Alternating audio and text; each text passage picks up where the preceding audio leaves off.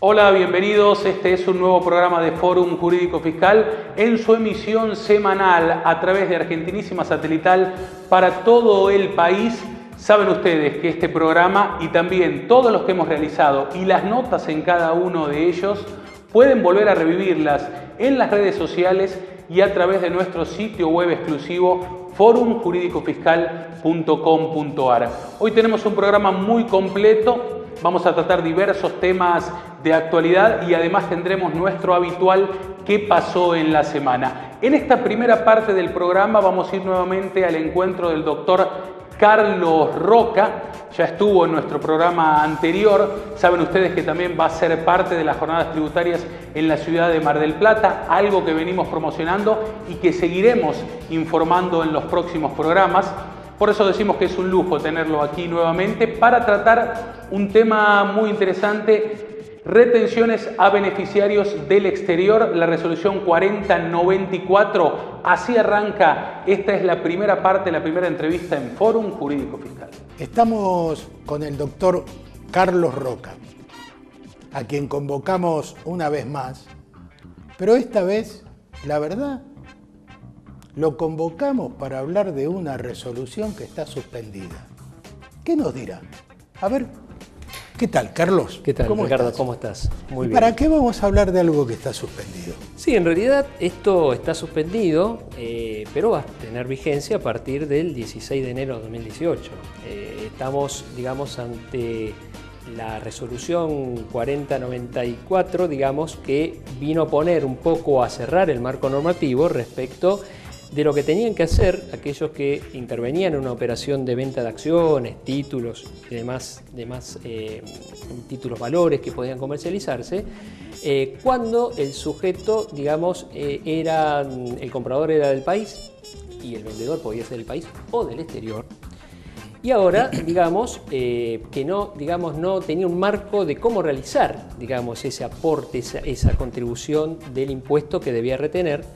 Recordad que este es un impuesto cedular que viene de la ley 26893 del año 2013, que estaba, digamos, prevista en la norma, que es el impuesto del 15% a la venta de acciones y títulos, pero que no tenía la reglamentación. La reglamentación. Por lo cual carecía de operatividad. Ahora, digamos, sacaron la reglamentación y el ministro Duhovne inmediatamente la suspendió, con lo cual ha tenido una vida efímera, como las mariposas. Sí, en realidad está como en terapia intensiva, podemos decir, digamos, que vida todavía tiene, sí. Porque esperemos que al 16 de enero del año próximo, para saber si realmente sobrevive o muere definitivamente, ¿no?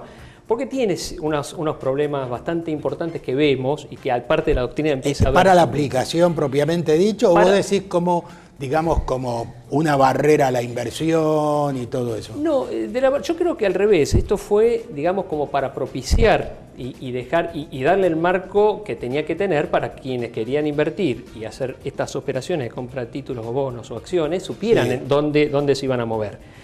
El problema, operativo, me parece de que aplicación. Operativo y sustantivo, Ah. ¿no? Porque vos fijate que esta es un impuesto que grava operaciones entre compradores y vendedores, en los cuales el comprador y el vendedor pueden estar digamos, no ser residentes, pueden residir en el exterior. Y la FIP no hace distingos. Cuando lo ordena, claro, entiendo. Cuando le ordena hacer la retención como pago único definitivo, y en estas últimas resoluciones le dice de qué forma, e inclusive cuando se da una operación donde el comprador está en el exterior, le dice de qué forma transferir esa retención de impuesto hacia el fisco, ¿no? Estamos hablando de personas, de sujetos que no residen. Por lo cual se empiezan a crear un montón de problemas, como por ejemplo pensar, ¿el fisco tiene potestad para legislar sobre esas operaciones que se dan en territorio extranjero con los operadores, digamos, el comprador y el vendedor que residen en el exterior? ¿Qué podemos pensar respecto a aquellos países en los cuales hay convenios de doble imposición, con cláusula de no discriminación en el caso que, suponete, una venta de acciones en el país con sujetos residentes en el país, con acciones que cotizan en bolsa, estarían exentas. Exentas, correcto. ¿Y por qué? Y si el residente está en el comprador o el vendedor está en el exterior, ¿qué pasaría? El fisco no hace distinción, por lo cual parecería que no está, digamos, respetando ese convenio con cláusula de no discriminación. Podrían plantearse problemas por ese lado. ¿Qué pasa si hay si hubo venta sucesiva? Pues recordemos algo muy importante. Esta ley fue promulgada en septiembre del 2003 y fue puesta operativamente en julio del 2017. ¿Y todas las operaciones anteriores? ¿Qué pasa con esas operaciones anteriores? Tenemos dictámenes de los procuradores, el 224 del 2005, causas de la Corte, que desestiman cualquier operatividad o cualquier intento del fisco de gravar operaciones que no estaban en un marco normativo completo, como pasaba en este caso. Y el fisco, en las resoluciones que está emitiendo, no lo tiene en cuenta. Es decir, dice aquellas operaciones que se realizaron entre el momento de vigencia de la ley y el momento de puesta en vigencia de estas resoluciones, van a tener que incorporar o, digamos, hacer efectiva la retención y ingresarla al fisco. Por lo cual, me parece que hay muchos problemas que esta operatoria va a tener. Yo creo y estimo y casi como que deseo que el fisco tenga y haya hecho y se tome este periodo de terapia intensiva, como decíamos recién, para analizar bien este tema y ver si las resoluciones, es decir, este marco final, esta puesta en operatividad de esta parte de la ley, ¿no? Digamos, es efectivo o no, o va a tener buen fin. Porque a mí me parece que nació mal. Bueno, por lo que vos estás diciendo, yo deduzco dos cosas. Primero, que la suspensión estuvo bien, porque hubiera habido, digamos, innumerables controversias para la aplicación. Y la segunda, que la revisión debe ser total. Y solamente debería ser aplicada en un marco de racionalidad. Exactamente. Digamos. Exactamente. Yo, como decía recién, estimo de que inclusive la doctrina empezó a pronunciarse sobre estos temas, por lo cual creo que se va a tomar este tiempo y se van a tomar estas digamos, situaciones que estamos comentando para mejorar el marco de operatividad de esta ley. Evidentemente hay situaciones complejas que se pueden dar y que creo que van a, digamos, si esto sigue en este alineamiento, digamos, con el objeto que está tratando de abarcar la norma, el fisco a través de las normas que está emitiendo, no va a tener buen fin. Y no va a facilitar, como no va dicen a facilitar, ahora, el cumplimiento de los impuestos. Carlos, gracias. No, por favor, gracias a vos por la invitación. No, al contrario. Muy bien, excelente entrevista, un lujo, como dije recién, realmente tenerlo al doctor Carlos Roca, que va a ser secretario en la comisión número 1 referida a penal tributaria, como decíamos, en las jornadas tributarias en la ciudad de Mar del Plata. Una excelente entrevista, sin dudas, la que acabamos de observar. En la continuidad del programa hemos estado analizando con la producción un fallo reciente. Estamos hablando del caso Osterriet Estela Maris sobre recurso de apelación. Lo que hizo la contribuyente fue apelar ante el Tribunal Fiscal 2 sendas resoluciones de la Administración en donde se la excluía del régimen simplificado del monotributo y además se le determinaba de oficio el impuesto al valor agregado y el impuesto a las ganancias más los intereses. En la instancia sumarial lo que dice el fisco claramente es que primero remite a la ley de IVA y establece que cuando existan nuevas normas que deroguen exenciones o que generen nuevos actos gravados, no podrá computarse el crédito fiscal anterior existente. El contribuyente que quede alcanzado por esos nuevos actos o por las derogaciones no podrá computarse el crédito fiscal. En definitiva, luego en el segundo punto, en la instancia sumarial, dice que una exclusión en el monotributo debería aplicarse de forma similar a lo que menciona este artículo. Y por último concluye que no pueden tomarse los créditos fiscales dentro de la determinación del impuesto al valor agregado por parte del contribuyente y que debería haberse hecho la discriminación dentro de la factura del crédito fiscal, algo que no se podía hacer porque justamente al ser monotributista el sujeto, eso no era exigido. Esa es la parte o la instancia sumarial. ¿Qué hace el contribuyente? Apela, pero no apela a la exclusión. ¿Qué es lo que hizo el fisco? El fisco tomó las ventas por tarjeta de crédito, determinó que el parámetro, en este caso ingresos brutos, superaba los parámetros para quedar dentro del régimen simplificado y lo excluyó. Esto no está en discusión y el contribuyente no realiza la apelación por ello, sino que lo que apela es la determinación de oficio del impuesto al valor agregado, justamente porque el fisco entiende que no pueden tomarse los créditos fiscales. El fisco lo que hizo fue tomar en cuenta, teniendo en cuenta las tarjetas de crédito, las ventas en tarjeta de crédito, las ventas de cada periodo y aplicarle la tasa del 21% para determinar el débito fiscal. El contribuyente lo que hizo fue tomar el total de ventas, dividirlo por 1,21 para determinar cuál es el débito fiscal y además en las compras de los periodos en los cuales fue excluido, determinó también un crédito fiscal determinando o realizando el mismo procedimiento. Y allí está la cuestión básica, el eje de esta discusión. El contribuyente fue excluido en noviembre del año 2005 y cesó sus actividades en febrero del año 2007. Por todos esos periodos el Estado, determinó el impuesto al valor agregado y también ganancias 2005 y 2006, más los intereses resarcitorios.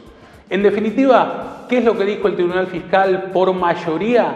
Que en este caso, y siguiendo el lineamiento, por ejemplo, de la causa Senderos SRL, se pueden tomar o se pueden computar los créditos fiscales en virtud de que si no se estaría produciendo una asimetría muy importante. Por un lado se lo toma como responsable inscripto en el momento de determinar el débito fiscal y no se hace lo mismo o se lo mantiene como contribuyente dentro del régimen simplificado en el momento de no permitirle tomar los créditos fiscales.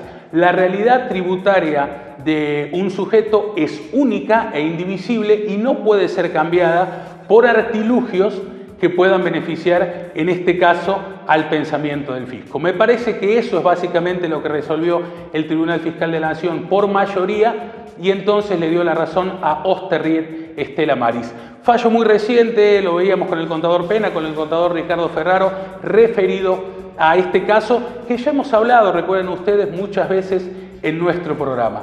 Ahora sí, esto queríamos tratar, les propongo una pequeña pausa y ya volvemos con más Fórum Jurídico Fiscal.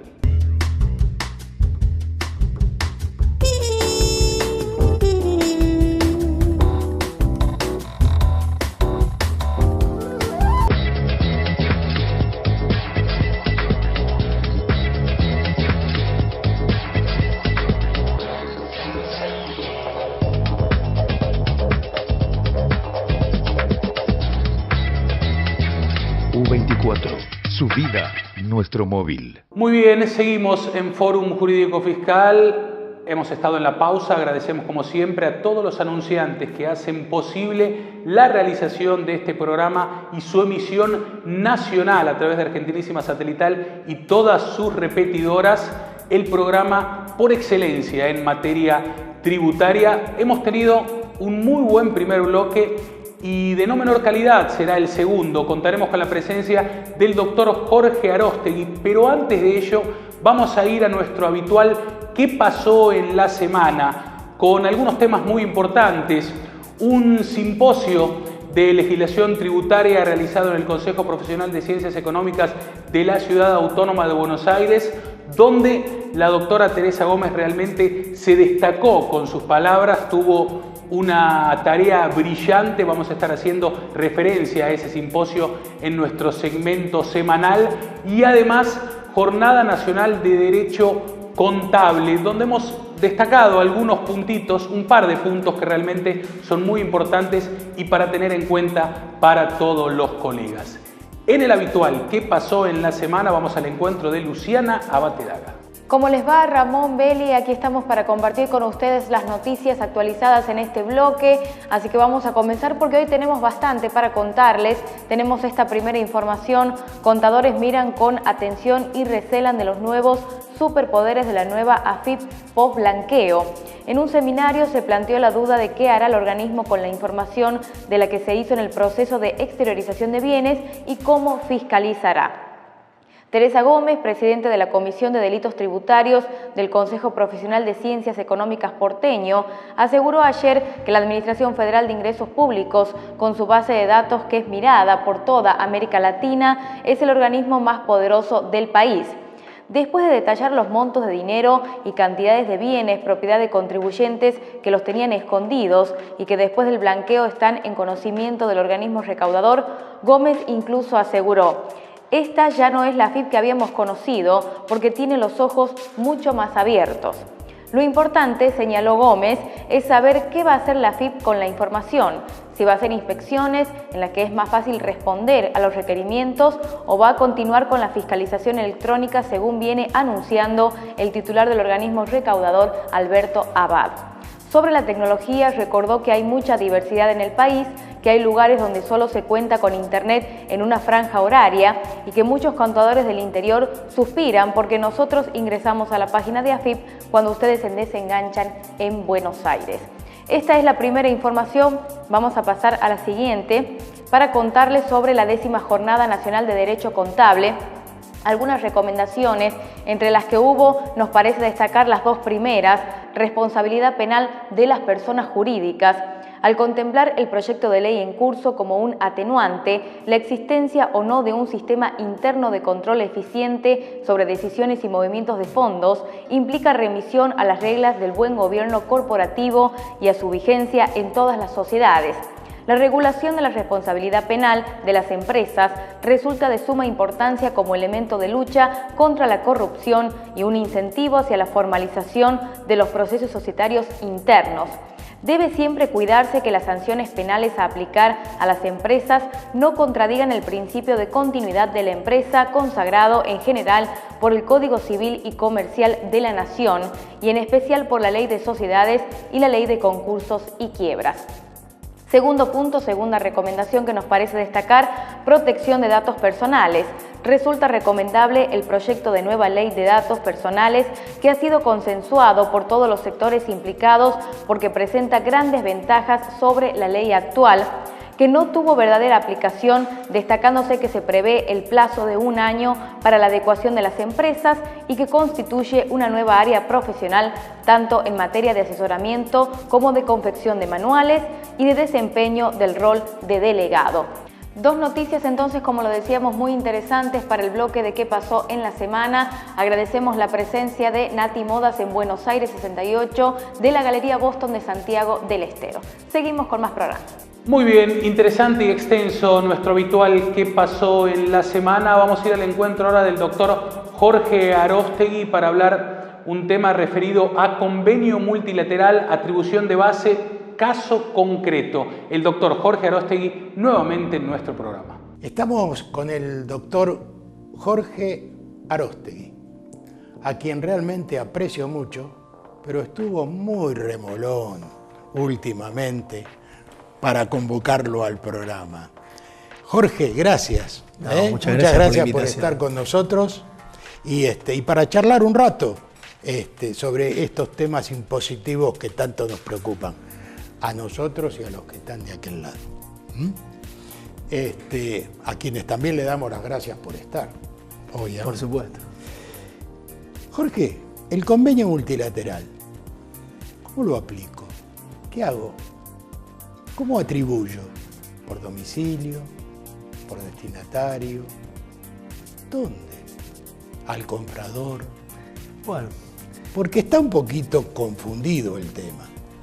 yo diría que más que un poquito, ¿no? Estamos en los 40 años del actual texto del convenio multilateral y veo que apreciamos día a día que hay todavía inquietudes muy básicas y cada vez con criterios más disímiles y más controvertidos entre fiscos. Perdóname, eso no tiene que ver con la avidez Absolutamente. de los fiscos provinciales, Absolutamente. que Acá, todos se quieren llevar el pedacito del otro, de la otra jurisdicción. absolutamente. O sea, tenemos que ver el convenio multilateral como un mecanismo para distribuir base imponible, que es lo que es en definitiva, con lo cual la torta, que es el total de ingresos país que tiene el contribuyente, se va a dividir en distintas porciones, una para cada una de las jurisdicciones donde desarrolla actividad.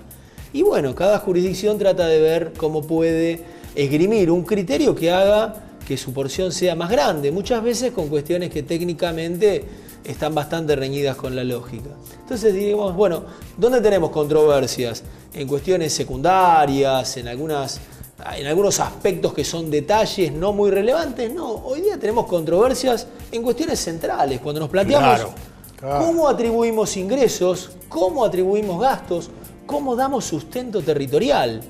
En los últimos años hemos visto, en los últimos pocos años diría, no pocos casos, no pocos pronunciamientos de la Comisión Arbitral y de la Comisión Plenaria, perdón, Sí.